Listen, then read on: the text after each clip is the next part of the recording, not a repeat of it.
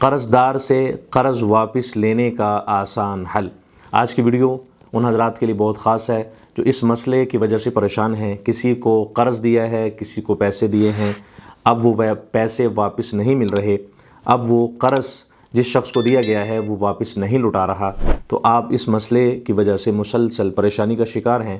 تو اب آپ اس کا حل چاہتے ہیں۔ اس کا حل کیا ہے؟ آئیے ہم اس کا حل قرآن و حدیث کی روشنی سے تلاش کرتے ہیں۔ آپ میری اس ویڈیو کو آخر تک دیکھیں، میں آپ کو اس بات کی یقین دہانی کرواتا ہوں اللہ تعالیٰ کے فضل و کرم سے آپ کا قرض چند دنوں میں ہی آپ کو واپس مل جائے گا، اور وہ شخص آپ پر مہربان ہو جائے گا اگر آپ ان چیزوں کو، ان باتوں کو، ان اذکار کو، ان اعمال کو فالو کرتے ہیں جو آج کی ویڈیو میں آپ کو بتانے جا رہا ہوں۔ سب سے پہلے میں آپ سے درخواست کروں گا آپ کمنٹ میں ایک مرتبہ اللہ لکھیں تاکہ اللہ کی مدد اور نصرت ہمارے اس عمل میں شامل ہو جائے، ہمارا کام آسان ہو جائے، شرکیہ حرکات سے، تعویذ گنڈوں سے اور غیر شرعی طریقوں سے اپنے آپ کو بچا کر قرآن و حدیث کی روشنی سے آپ اپنے مسائل کا حل پائیں۔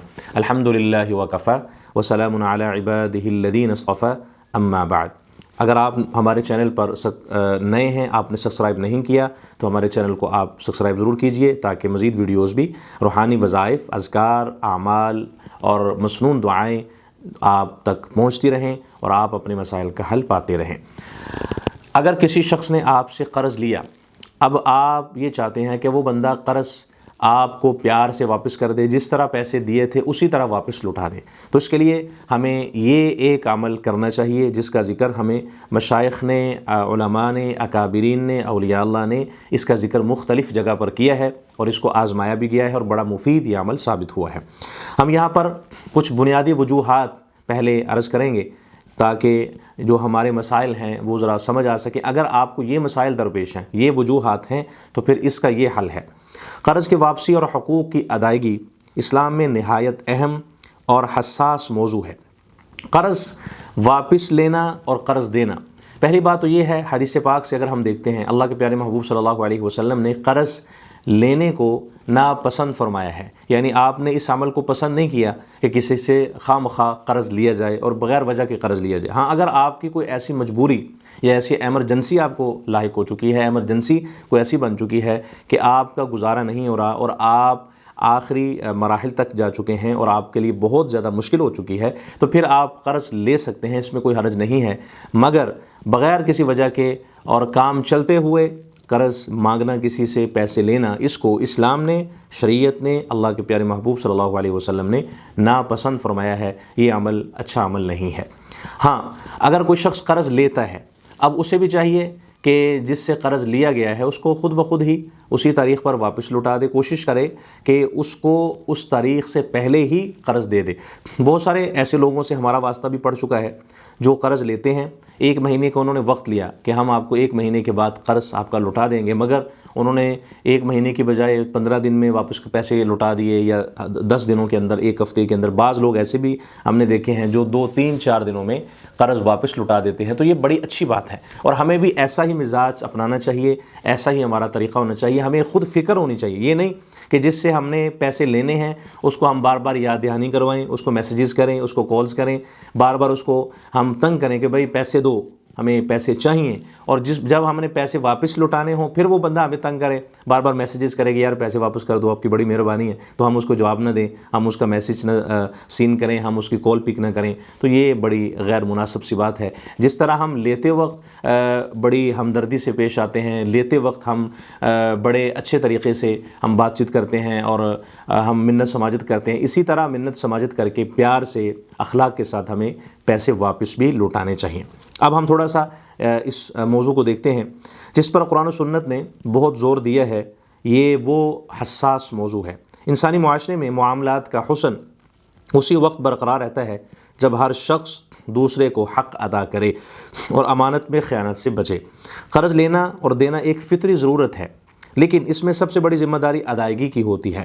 قرآن مجید نے واضح طور پر حکم دیا ہے کہ امانتیں ان کے حق داروں کو واپس کرو اور لوگوں کے حقوق میں کمی نہ کرو۔ قرآن کریم سورۃ النساء کی ایک آیت مبارکہ ہے، 58 نمبر آیت ہے۔ اللہ تعالیٰ اس میں فرماتے ہیں ان اللہ یأمرکم ان تؤدوا الامانات الی اہلہا، ترجمہ بے شک اللہ تمہیں حکم دیتا ہے کہ امانتیں ان کے حقداروں کو واپس کرو۔ تو یہ قرآن کریم کا بھی حکم ہے۔ اسی طرح قرآن مجید نے ہمیں بھی یہ واضح طور پر اشارہ بھی دیا ہے کہ امانتیں جو ہیں، جس سے وہ امانت لی جائے، قرض بھی ایک امانت ہے، اس کو واپس فوراً لوٹایا جائے۔ آج کے دور میں بہت سے لوگ قرض لے کر واپس نہیں کرتے، جس سے معاشرتی مسائل اور دلوں میں کدورتیں پیدا ہوتی ہیں۔ اسلام ہمیں سکھاتا ہے کہ وعدہ پورا کرنا یہ ایمان کی علامت ہے اور ظلم سے بچنا مسلمان پر لازم ہے۔ قرآن کریم میں بار بار انصاف، دیانت اور اسی طرح حق کی ادائیگی کی تلقین کی گئی ہے۔ جو شخص کسی کا حق مار لیتا ہے وہ نہ صرف دنیا میں بدنامی بلکہ آخرت میں بھی سخت باس پرس کا سامنا اس کو کرنا پڑے گا۔ اس لیے قرآن کریم کی آیات ہمیں یاد دلاتی ہیں ہر چھوٹا بڑا عمل اللہ کے علم میں ہے۔ قرض کی ادائیگی صرف مالی معاملہ نہیں بلکہ ایک اخلاقی اور روحانی فریضہ بھی ہے۔ تو ہم اب اس وظیفے کی طرف چلتے ہیں، اس عمل کی طرف چلتے ہیں۔ شریعت نے ہمیں کون سا عمل بتلایا ہے جس کو کرنے سے آپ قرض جس کو آپ نے دیا ہے اس سے آپ واپس لے سکتے ہیں۔